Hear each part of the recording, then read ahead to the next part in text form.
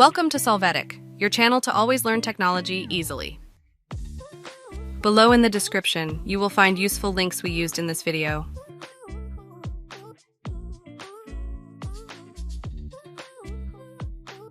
Today in Solvetic, we will see how to fix Ctrl F not working on Excel, Word, PDF, Windows 10, Windows 11.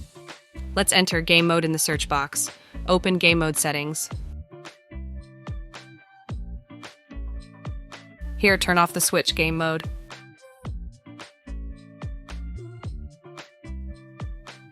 Now access the device manager from the Start menu.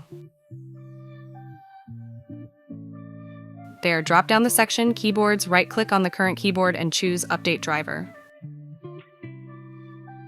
You will click on the option Search automatically for drivers. Wait for it to finish. You can close the windows. Hey, remember to subscribe Solvetic channel.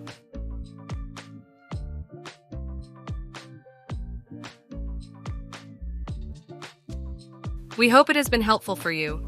Here are links to watch more videos of your interest and subscribe to the Solvetic channel. Thank you.